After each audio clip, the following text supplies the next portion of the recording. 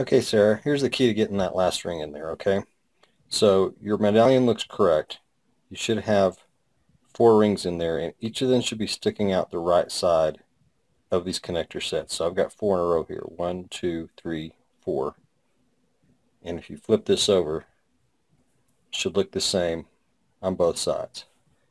So 1, 2, 3, 4, all on the right side. And here's the open set there.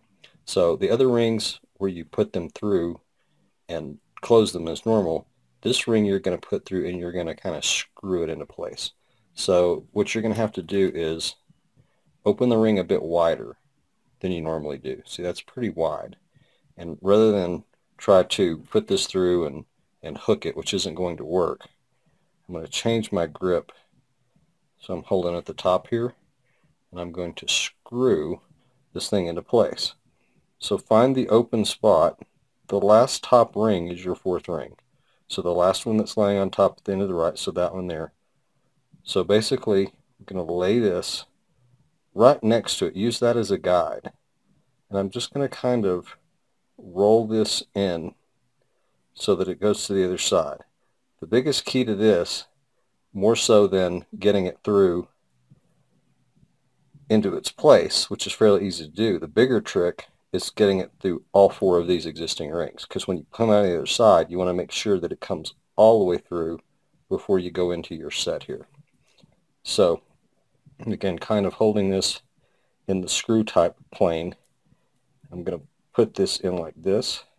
I'm going to rotate it through.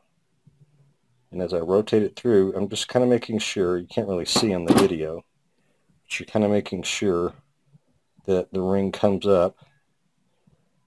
It's harder to do in front of the video camera than it is on my lap. But once you get this through, that's the key. So now you'll see I've got this ring poking through all 4 of the other 4 in the center. Now I'm just going to kind of push it with my fingers. I'm not using my pliers. I'm just kind of roll it to where it goes. I'm going to kind of get it to start there on the 5th set, kind of like that. Get it, and I'm going to hold that with my thumb while I come around here and grip the ring on the other side. Now I've got that. I just rotate it through. So see, it went through on that side. Flip it over. Now I'm looking for it to come out here on the top. So I'm going to grab this. I'm going to rotate it through. You can see it just starting to peek through there. Now I'm using copper rings for illustration here, and these are actually a little bit tighter than the sterling rings. But you see, now I've rotated in. It's very tight. This is completely rigid now. And I've got the ring sticking out here and the one that I put in here. You'll notice I'm using the pointy chain nose plier here. I use flat nose to close most of the bigger rings, but when you get in these tight spaces, I always go with the pointier pliers. So now that I've kind of got that where it's set, where I can see the end through here, there's my end I put through, both of them right there, still that very wide gap. I'm going to change my grip, and I'm just going to get the tip here, and I'm not going to focus on doing a full closure on the ring, but just getting the ends a little bit closer together.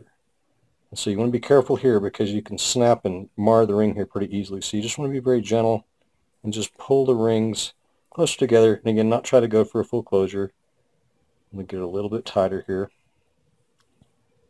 And just get the rings ends like that.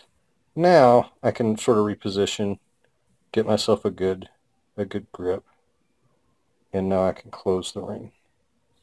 Get that in focus.